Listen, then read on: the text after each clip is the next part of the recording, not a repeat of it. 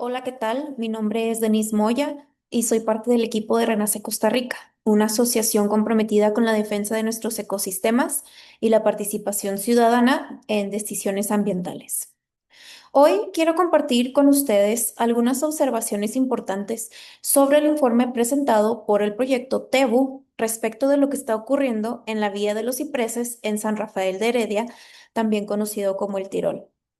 Esta intervención, aunque se presenta con un lenguaje verde y técnico, plantea serios problemas que como comunidad no podemos ignorar.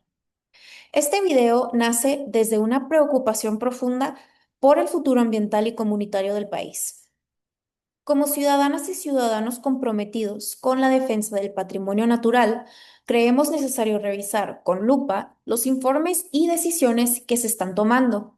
Esto es en torno al arbolado de la Vía de los Cipreses y también recalcar que esta situación no comienza ni termina aquí, porque este tipo de cosas están sucediendo a nivel nacional.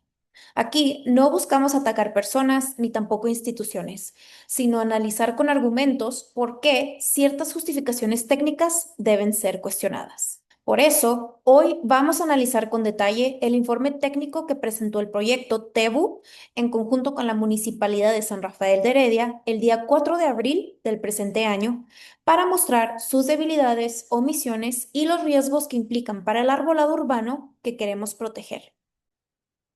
Vamos a comenzar por hablar de las instituciones involucradas en realizar este informe del cual trata este video. Aquí al lado izquierdo podemos ver la primera página de este informe, así como también podemos ver las instituciones que están involucradas.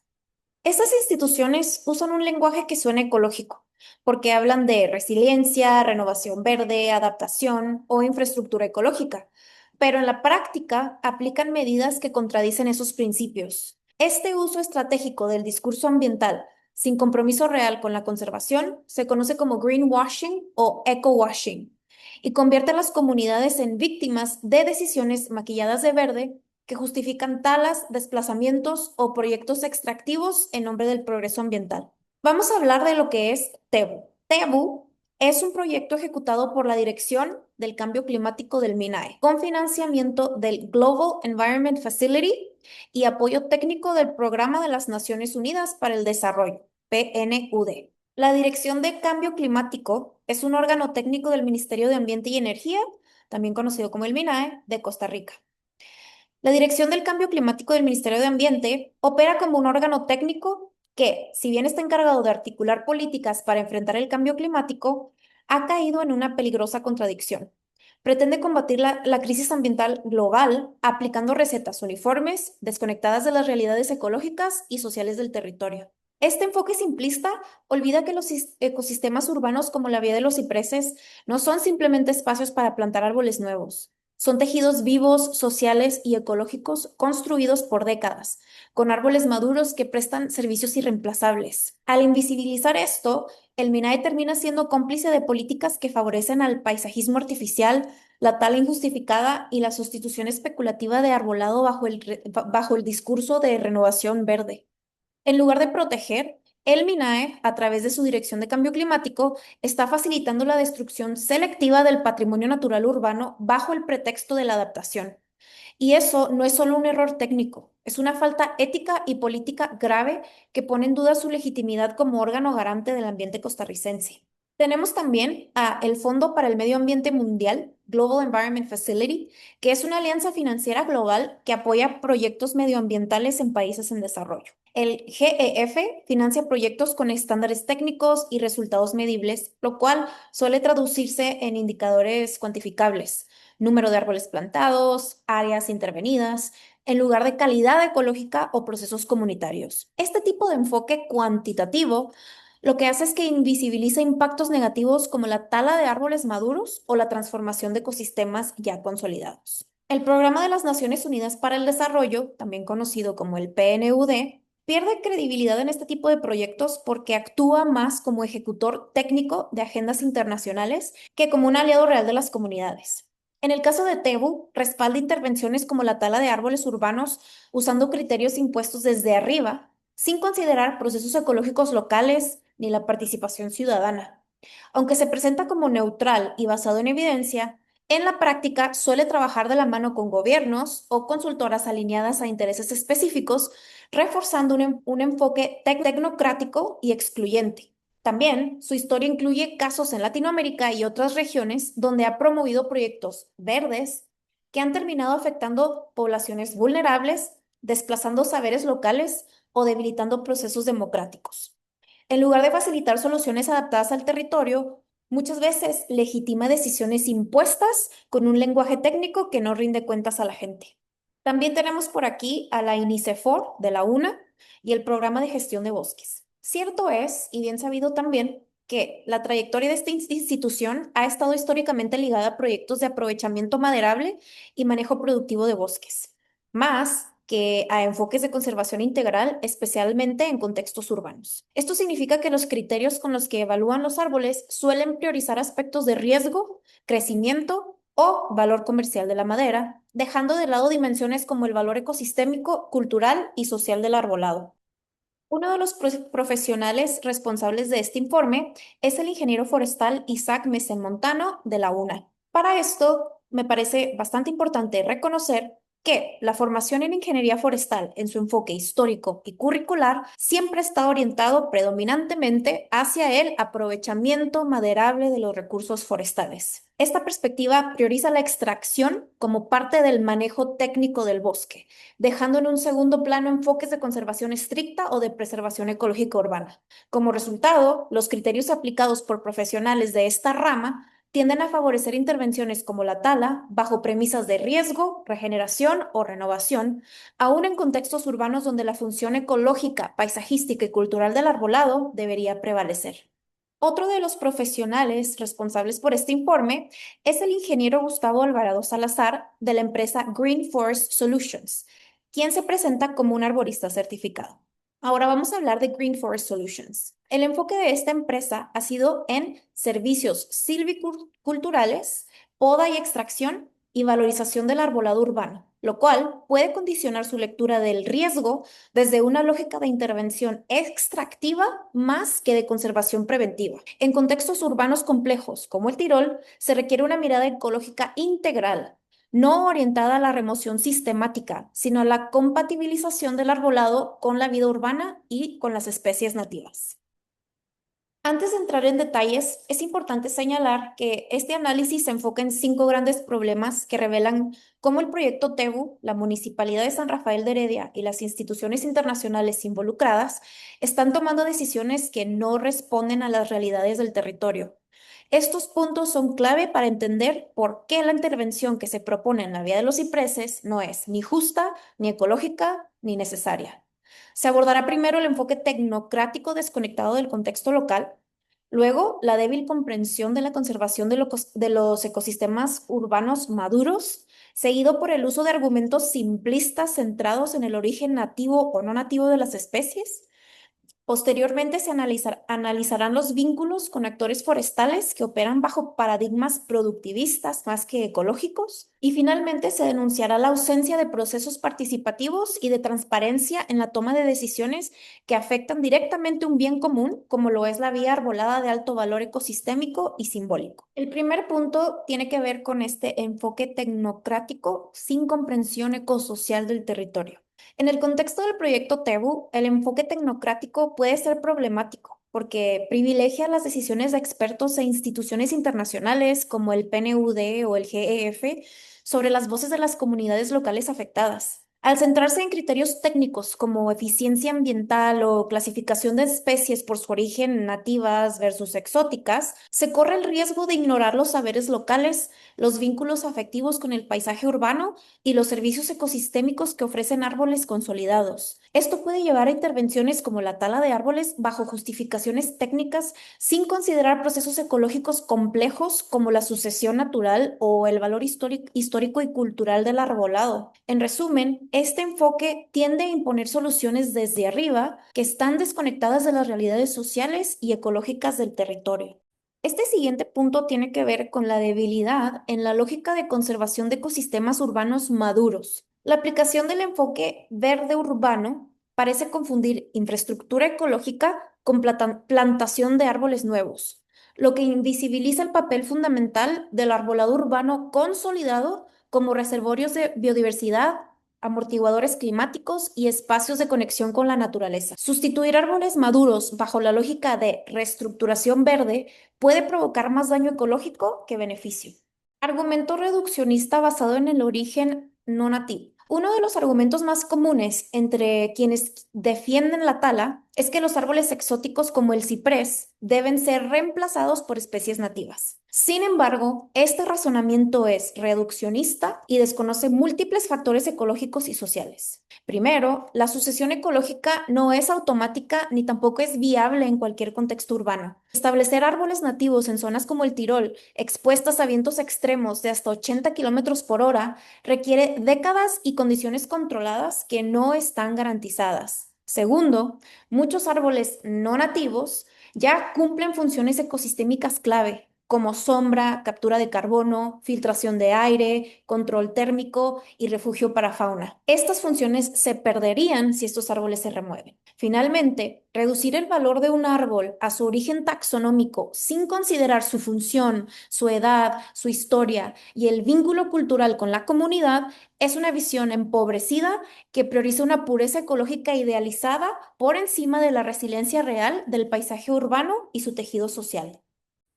El siguiente punto tiene que ver con los vínculos que tiene este informe con los actores tradicionalmente silviculturales. El informe técnico fue elaborado por entidades como la INICEFOR de la UNA y empresas como Green Forest Solutions, ambas con experiencia significativa en el manejo forestal productivo. Esto introduce un sesgo evidente. La evaluación del arbolado urbano se realiza bajo paradigmas silviculturales centrados en la utilidad maderable o el riesgo estructural, no desde un enfoque ecológico, conservacionista, urbano ni patrimonial. Y otro punto importante del cual carece este informe es de los procesos participativos democráticos y transparencia en la toma de decisiones. Hasta la fecha, no se han presentado procesos públicos de consulta ciudadana, ni se han transparentado la selección de especies, métodos de evaluación, ni tampoco criterios de intervención. Esta ausencia de diálogo mina la legitimidad social del proyecto y también pone en duda la pertinencia de sus intervenciones en espacios comunitarios de alta sensibilidad ambiental y simbólica. Ahora, ¿cuál es la naturaleza de este documento? Es un contrato de servicios profesionales. No es un estudio independiente académico, sino un encargo con un fin específico. Esto puede implicar conflicto de interés si el objetivo está orientado a justificar intervenciones previamente decididas. Este informe no puede considerarse un estudio riguroso porque carece de los elementos fundamentales de una investigación técnica seria. Más que un estudio, se trata de un informe operativo con recomendaciones generales, sin transparencia en los criterios ni evidencia que respalde sus conclusiones. Ahora sí vamos a entrar en el tema específicamente de el contenido de este informe, ¿sí? Esta es la página introductoria que, bueno, explica ahí un poquito de contexto, etcétera. Pero lo interesante empieza aquí en la página 2, que empiezan diciendo, sin embargo, los árboles son activos biológicos que cumplen su ciclo de vida, nacen, crecen, se reproducen y mueren. Ok, muy bien. Pero a ver, ¿por qué se están refiriendo a los árboles como activos biológicos? Viendo el contexto que ya venimos hablando, ¿no? Que la perspectiva de los profesionales y las empresas que los están respaldando pues tienen vínculos históricos con aprovechamiento maderable, ¿no? Entonces, referirse a los árboles urbanos como activos biológicos evidencia un enfoque económico o instrumental que puede condicionar su gestión a criterios de utilidad o riesgo, omitiendo su valor ecológico, estético, histórico o simbólico en el paisaje urbano. También aquí se menciona que esta evaluación de riesgo surge por una solicitud que hace el grupo comunal del Residencial del Monte y constantes denuncias, etcétera. Bueno, aunque el documento señala que la evaluación de riesgo surge a partir de denuncias comunales y procesos en el juzgado agrario, omiten mencionar que la comunidad está dividida entre un grupo pro tala y otro grupo pro conservación. Entonces es muy probable que la solicitud la haya hecho este grupo pro tala. Cabe mencionar también, sin contar con pruebas formales, que hay indicios de que la municipalidad misma ha favorecido al grupo pro tala, orientándolos a presentar sumarios de derribo ante un juzgado agrario que no tiene competencia en materia ambiental ni paisajística. Además, se ha documentado que la parte pro conservación ha sido excluida de los procesos participativos de acceso a la información y de consulta, lo cual vulnera los principios de equidad, transparencia y participación ciudadana establecidos en la Ley de Biodiversidad, la Ley de Jurisdicción Constitucional y tratados internacionales como el Acuerdo de Escazú. Aquí se menciona que existió un estudio fitosanitario en el 2015, hace 10 años. Entonces, se está citando un estudio antiguo sin indicar si esos árboles siguen existiendo, si fueron intervenidos o si las afectaciones eran leves o críticas. Nada. Esto fue hace 10 años y podemos dar fe que desde entonces ningún árbol de la vida de los cipreses se ha caído. Aquí también hay una parte interesante que menciona el informe en su introducción, que dice, debido a sensaciones de riesgo que generan los árboles por su tamaño, sus partes y la edad y su ubicación, etcétera, ¿verdad? Sensaciones de riesgo. ¿Qué quiere decir? Que este estudio se origina por percepciones subjetivas y no por evidencia técnica ni física previa. Esto cuestiona la objetividad inicial del encargo. Aquí también podemos ver que se menciona que la zona ha cambiado su uso a urbano y por ende el entorno de los árboles se ha visto afectado, claro. Pero lo que se está insinuando es que por el cambio urbano, los árboles se vuelven inconvenientes, lo cual puede reflejar un sesgo hacia su remoción para facilitar el desarrollo urbano. Y esto no es cosa nueva, podemos ver en muchas zonas del país cómo esto está sucediendo. Aquí vamos por la página 10, que tiene que ver con los objetivos generales. Una de las cosas que me llamó la atención aquí fue el uso extremadamente limitado de la tomografía. Aquí se está explicando cómo el estudio aplica la tomografía a solo 45 de los 967 árboles censados. Es decir, eso es apenas un 4,7% de la población total de los árboles. Este bajo porcentaje y enfoque parcial hacen que no se pueda generalizar ni justificar decisiones graves como las talas para los árboles restantes. Por esto, aquí podemos ver claramente cómo el diseño metodológico está sesgado. Solo se evalúan en profundidad los árboles ya clasificados como problemáticos. Esto indica que el enfoque principal de la evaluación tomográfica, que es la parte más avanzada y precisa del estudio, se centra solamente en 45 de los casi 1.000 árboles. Por esto, podemos ver que el diseño metodológico está sesgado. ¿Por qué? Porque solo se están evaluando en profundidad los árboles que ya están clasificados como problemáticos. Esto indica que el enfoque principal de la evaluación tomográfica, que es la parte más avanzada y precisa del estudio, se centra solamente en 45 de los casi 1.000 árboles. Al aplicar la tecnología más precisa, de la cual vamos a ver su margen de error más adelante, esta tecnología se aplica casi exclusivamente a los árboles que ya fueron considerados de riesgo. Entonces, lo que se está buscando es confirmar esas sospechas en vez de cuestionarlas y se está reduciendo la oportunidad de detectar árboles mal clasificados, como pueden ser árboles que parecían riesgosos pero que realmente están sanos. Aquí ya estamos en página 10, que tiene que ver con objetivos específicos del informe. Podemos ver dos cosas. La primera es que el censo está limitado espacialmente. Este censo solamente cubre un tramo de la vía de los cipreses. Obviamente no todo el residencial ni toda la zona afectada. Esto reduce el alcance del informe y puede dejar fuera árboles relevantes para el contexto ecosistémico y paisajístico. Los árboles no saben diferenciar entre una calle y otra, no saben diferenciar si la propiedad en la que están es privada o es pública. Eso no se, los árboles no saben diferenciar eso.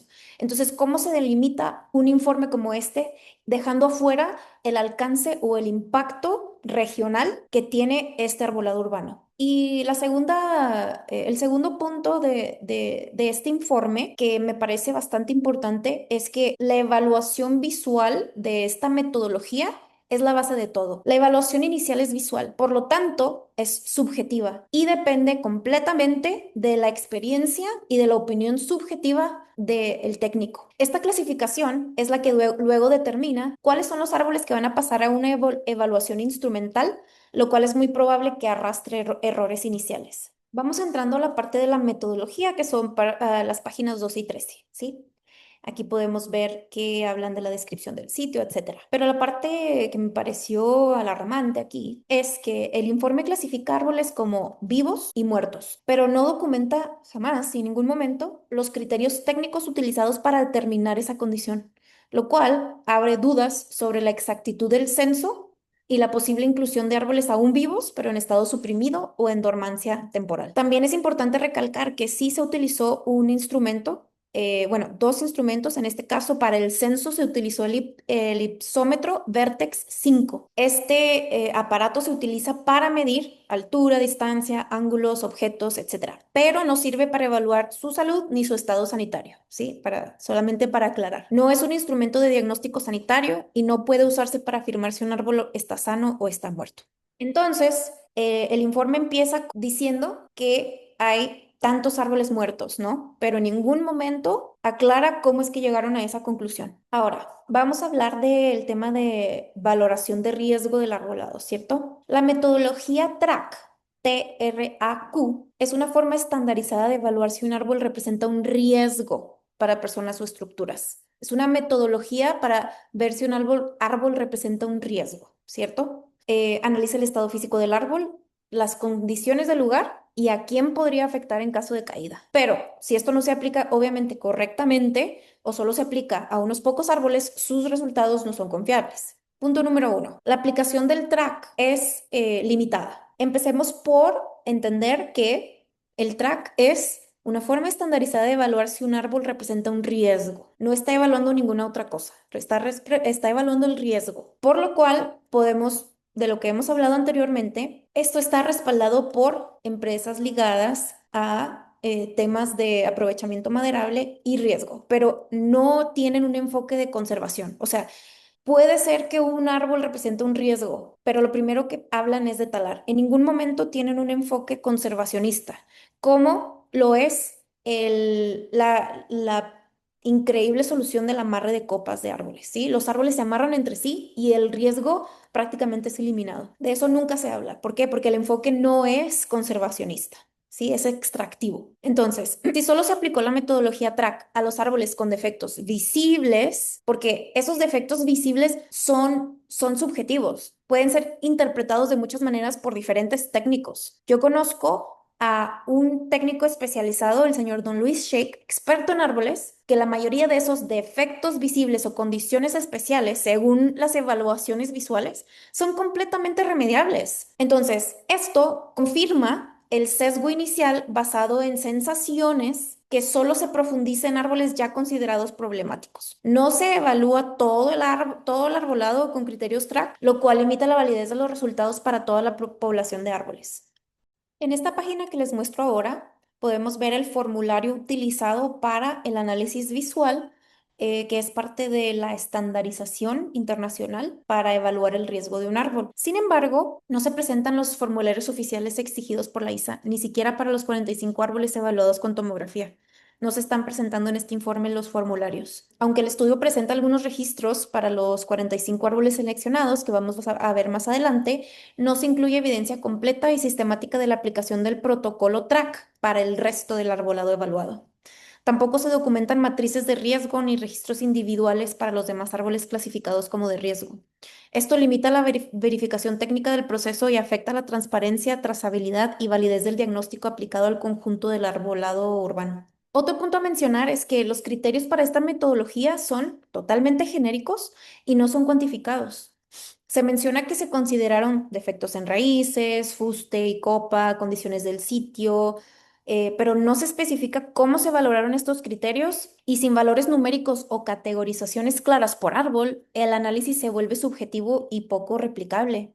Como ya había mencionado antes, esos defectos están totalmente sujetos a la interpretación del técnico. El señor Luis Shake ha salvado árboles en condiciones que las personas ya dirían, córtenlo. Es más, las personas cortan árboles por cualquier cosa. O sea, nunca, jamás hay una perspectiva o un enfoque de la conservación, de salvar al árbol. Lo más fácil es talarlo. ¿Por qué? Porque su madera vale. Entonces, como ya habíamos mencionado antes, este formulario es un formulario de análisis visual y es la base que sustenta el resto del estudio, o bueno, informe, porque no es un estudio formal. Entonces, esto es la base que sustenta el resto del informe y se basa únicamente en la observación desde el suelo. No tiene herramientas técnicas ni mediciones precisas. Puede ayudar a identificar árboles que aparentan tener algún defecto, pero no permite confirmar si un árbol está realmente enfermo, comprometido estructuralmente o representa un riesgo real. Además, el propio formulario reconoce que su uso es orientativo y está sujeto a la interpretación del evaluador, lo cual introduce un alto grado de subjetividad y margen de error. Ahora, basado en los, me parece, 135 árboles a los cuales le van a aplicar esta metodología TRAC, que es primero análisis visual, segundo análisis visual con el formulario, y en base a eso generan una tabla de colores. Esta tabla de colores es para decidir qué tan riesgoso es un árbol basado en ese análisis inicial y ese formulario, pero esta tabla solamente funciona bien si la evaluación que se está haciendo es completa y técnica de cada árbol, que tenga registros claros y pruebas que lo respalden. En este caso, la mayoría de los árboles fueron evaluados solo a simple vista, sin usar herramientas que permitan saber con seguridad si un árbol representa un peligro o no. Basarse solo en observaciones visuales y en esta tabla de colores para decidir cortar árboles puede llevar a errores graves, como talar árboles que en realidad están bien. Por eso, el estudio no da suficiente confianza como para tomar decisiones tan fuertes como eliminar árboles. Otra cosa muy importante que hay que mencionar aquí, que obviamente esto es estandarizado, pero hay que mencionar que el sesgo de color o condicionamiento emocional por colores influye tremendamente en las personas que miren este estudio sin entender cómo se conformaron esas tablas. Antes de que una persona entienda cómo funciona la tabla, los colores por sí solos ya generan una reacción emocional. El color rojo se asocia con peligro, el amarillo con alerta y el verde con bienestar o seguridad, ¿no? Esto significa que solo ver un árbol marcado en rojo puede causar miedo o rechazo inmediato, incluso sin entender por qué fue clasificado así. No estamos diciendo que esto haya sido hecho a propósito, pero sí es importante mencionar que este efecto emocional puede influir en la opinión de los vecinos y justificar decisiones como la tala, aunque la evaluación detrás de ese color no sea técnicamente completa. Por eso es muy importante que la clasificación de colores esté basada en evidencia sólida y transparente y no solo en una percepción visual o incompleta técnicamente. De lo contrario, se puede manipular la percepción pública sin un verdadero respaldo científico. Lo mismo pasa con los gráficos de las tomografías que se hicieron a los 45 árboles seleccionados que vamos a ver más adelante. Vamos a la siguiente tabla que generaron en base a esta metodología TRAC de los 135 árboles. Esta otra tabla muestra combina dos factores. ¿Qué tan probable es que el árbol falle? O sea, que se le caiga una rama. ¿O qué tan grave sería si eso pasa y golpea algo o alguien? Porque esto es delicado, porque aunque parece técnico, todo depende de cómo el evaluador interpreta lo que ve. No hay instrumentos ni mediciones exactas en esta etapa, solo observación visual y criterios subjetivos.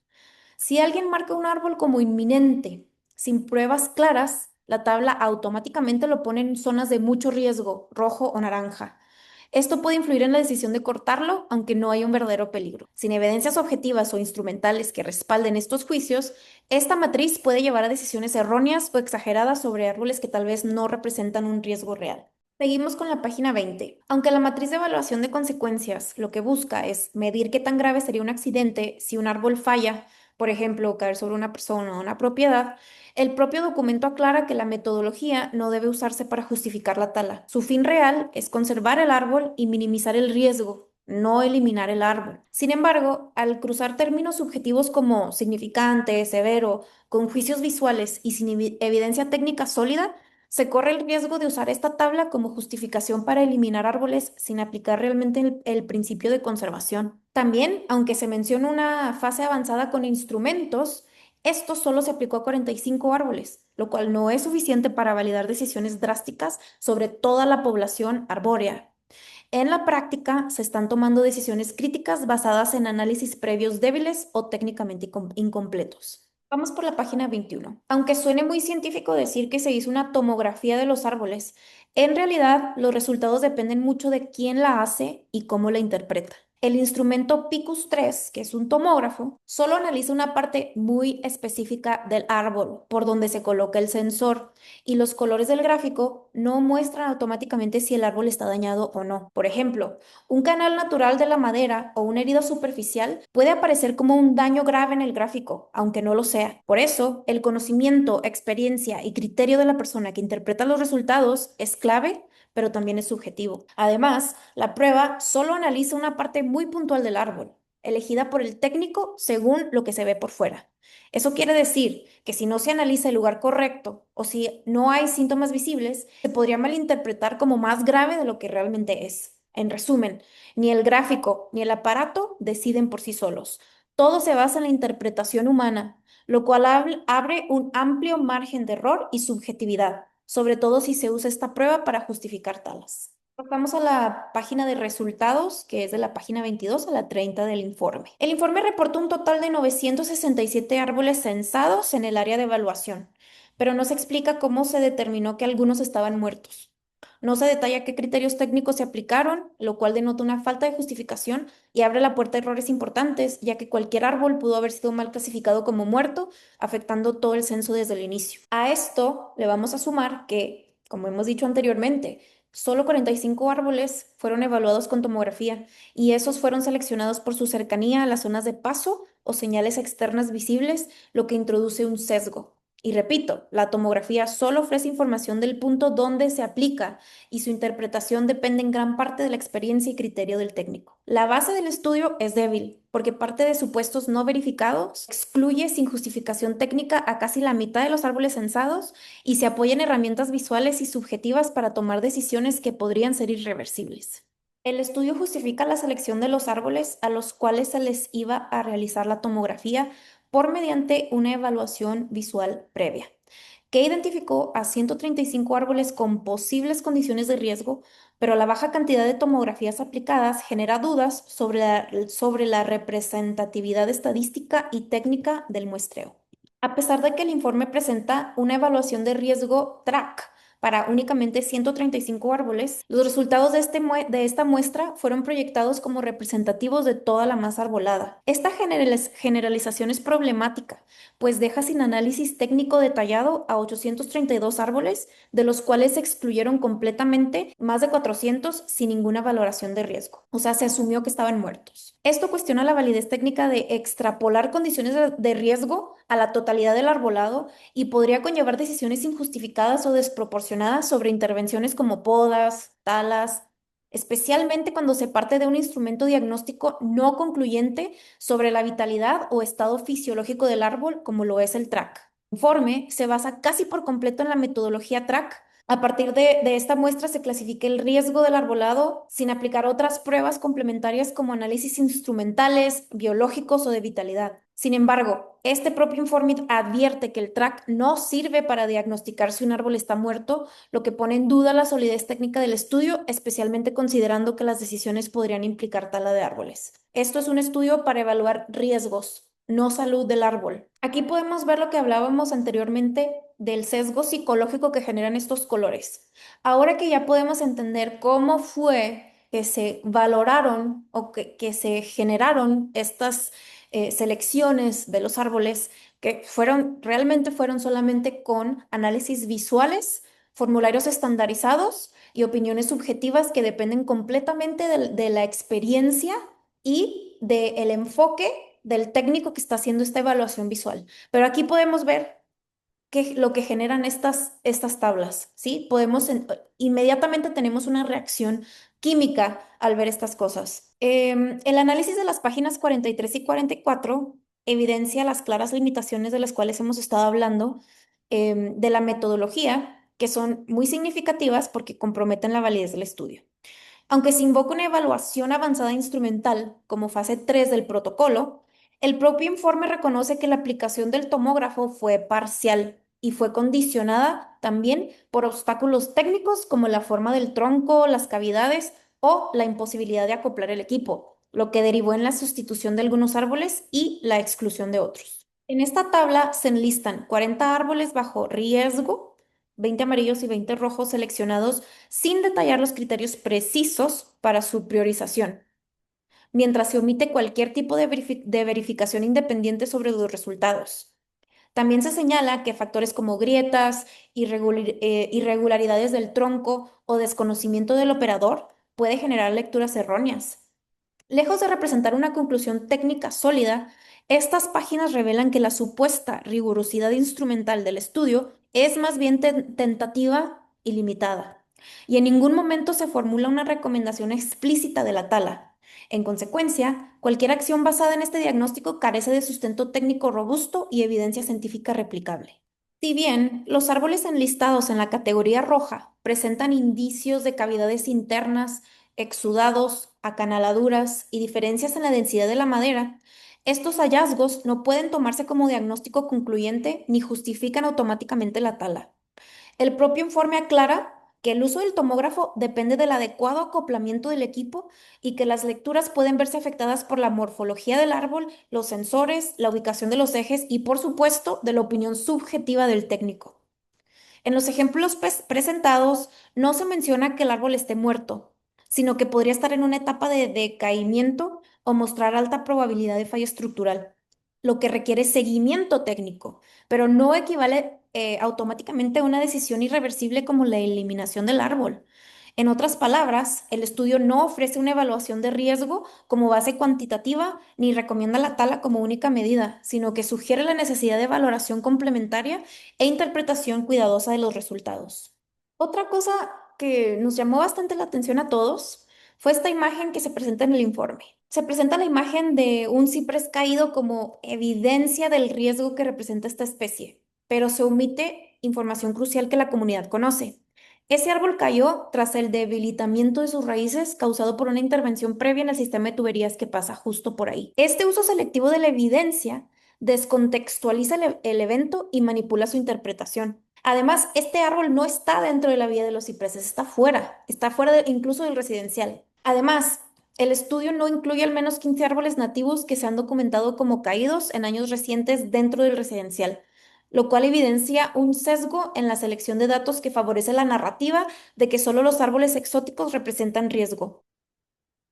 Y también tenemos evidencia de que árboles nativos también se pueden caer. Aquí tenemos uno de ellos en el año 2023 dentro del residencial del Monte.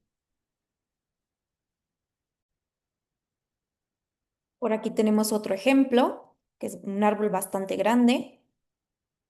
Y por acá tenemos otro ejemplo de un árbol nativo caído, ¿cierto?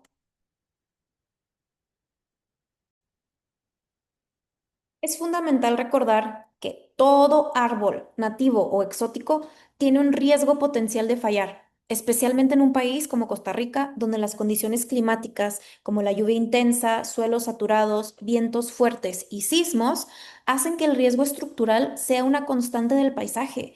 No es una excepción ni exclusiva de una especie determinada. Omitir esta complejidad y utilizar imágenes fuera de contexto debilita la credibilidad técnica del informe y contribuye a decisiones poco informadas y potencialmente dañinas para el arbolador urbano consolidado.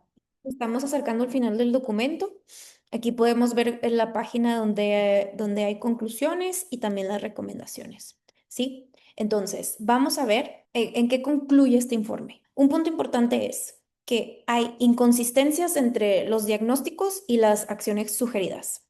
El informe reconoce que solo una parte de los árboles categorizados como rojos y amarillos mostró daños externos importantes tras la tomografía, incluso entre los árboles verdes. Esto demuestra una alta variabilidad en los resultados que debería invitar a una evaluación caso por caso y no a una generalización o a una acción masiva. A pesar de esta incertidumbre técnica, se recomienda una segunda intervención sobre todos los árboles rojos y amarillos, lo cual es metodológicamente desproporcionado al no contar con pruebas concluyentes para cada individuo. Otro punto importante es que hay una ambigüedad entre las recomendaciones respecto al manejo y la remoción. En las conclusiones se menciona la necesidad de manejo y monitoreo como estrategia frente al riesgo, pero en las recomendaciones esto se traduce en intervenciones que podrían derivar en remoción o tala sin hacer distinción entre árboles con daños estructurales confirmados y aquellos que simplemente se encuentran en un entorno dinámico o con una inclinación natural. Esta ambigüedad puede prestarse a una interpretación administrativa excesiva que justifique talas innecesarias bajo la idea de efecto dominó sin validar árbol por árbol ni considerar alternativas como poda, apuntalamiento o rehabilitación. Otro punto importante es que los fundamentos técnicos para tomar este tipo de decisiones están incompletos. Se insiste en el uso del presente informe como base para decisiones de intervención urgente a corto, mediano y largo plazo, pero no se presenta un plan de manejo detallado ni una priorización con justificaciones claras por árbol o tramo vial. Las recomendaciones apelan a principios vagos como riesgo de falla o efecto dominó, sin cuantificar el nivel de riesgo ni integrar estudios climáticos, análisis de suelo o inspecciones biomecánicas de alta resolución. Otra cosa que no tiene este informe es los principios de precaución ambiental y evaluación integral. El informe omite integrar principios ecosistémicos de biodiversidad, conectividad ecológica, función paisajística, valor cultural y social del arbolado urbano, porque deberían formar parte de cualquier evaluación moderna interdisciplinaria del arbolado. No se valora la posibilidad de que algunas de las condiciones observadas, como la inclinación o presencia de cavidades, formen parte de un equilibrio ecológico natural del ciprés, que es una especie longeva y resistente en zonas de montaña húmeda. Este informe también menciona que por la manera en la que estos árboles fueron sembrados, fueron plantados, remover una parte de este rompevientos o de este paisaje debilitaría a los demás árboles, ¿cierto? Quitar uno o varios árboles dentro de un ecosistema urbano consolidado no es una acción aislada, debilita a los árboles restantes. Esto se debe a que el arbolado urbano suele generar relaciones de interdependencia tanto a nivel de raíces como de protección mutua frente al viento, la radiación solar y el estrés hídrico. Cuando se remueve un árbol, se altera la estabilidad del suelo, se rompen raíces compartidas o cercanas y se expone a los demás ejemplares a condiciones más extremas que antes eran amortiguadas colectivamente. Paradójicamente, al talar, con el argumento de reducir el riesgo, se puede generar un nuevo riesgo para los árboles que permanecen. La conclusión general del presente análisis es que este informe presenta un enfoque simplificado y limitado, centrado en una conclusión de riesgo físico inmediato, basado en un análisis visual con amplio margen de error, con recomendaciones que podrían derivar en la eliminación de árboles sin pruebas suficientes ni valoración integral. Desde una perspectiva crítica, este documento no se puede asumir como estudio técnico concluyente ni como aval para una tala masiva. Se requiere un proceso con sustento técnico más amplio, científico, ambiental, comunitario y legal, que sea más riguroso, participativo y transparente. Resumiendo todo lo que hemos hablado hasta ahorita, es que el documento revisado es un informe técnico de diagnóstico fitosanitario y riesgo arbóreo aplicado a la vía de los cipreses. Aunque presenta una estructura formal con cuadros, metodología y recomendaciones, no cumple completamente con los requisitos técnicos ni metodológicos de un estudio científico y formal, porque se basa casi exclusivamente en la metodología TRAC, sin acompañamiento sistemático de tomografías individuales u otras pruebas instrumentales avanzadas a todos los árboles en cuestión. La aplicación de herramientas como el tomógrafo se realiza de forma limitada y con advertencias sobre posibles errores en la lectura. Las recomendaciones incluyen intervenciones sobre árboles vivos sin presentar pruebas concluyentes de su peligrosidad inminente. Este documento debe considerarse un informe preliminar o base diagnóstica parcial útil como insumo para la toma de decisiones, pero no puede ser utilizado por sí solo como justificación técnica suficiente para la tala masiva de árboles vivos. Se requiere una segunda evaluación interdisciplinaria con criterios ecológicos, sociales, paisajísticos y legales. Cerrar la discusión sobre el arbolado urbano con un estudio incompleto es injusto, cierto es. Pero también hay que reconocer una realidad. Realizar un estudio técnico serio, riguroso y participativo sobre 1.000 árboles puede costar entre 30 y 60 millones de colones. Esta cifra representa un reto enorme, tanto para una municipalidad que constantemente alega falta de presupuesto, como para colectivos ciudadanos como el nuestro que no contamos con financiamiento externo ni intereses comerciales. Por eso insistimos en que las decisiones no pueden tomarse con evaluaciones parciales, sin transparencia ni participación, porque una vez que un árbol cae, no hay informe que lo devuelva a la vida. Lo que sí podemos y debemos exigir es que las instituciones responsables eleven el estándar técnico, ético y democrático de sus intervenciones. Como colectivo ciudadano, no solo hemos señalado las fallas del informe, también hemos propuesto soluciones concretas y responsables. Un ejemplo de ello es la técnica de amarre de copas para reducir el riesgo de caída sin recurrir a la tala, la cual ya ha sido utilizada en otros contextos con éxito, con el señor Luis Sheikh, que nos está ayudando también. Sin embargo, nuestras propuestas han sido ignoradas sistemáticamente, como si el conocimiento local y la voluntad de cuidar el territorio no tuvieran valor. Esta exclusión reafirma que el problema no es solo técnico, sino político. No se trata de proteger árboles, sino de quién decide qué vidas vegetales se conservan y cuáles se eliminan. Nosotros somos Renace Costa Rica, una comunidad que defiende los árboles, los territorios y la vida. No somos oposición por capricho, sino por conciencia.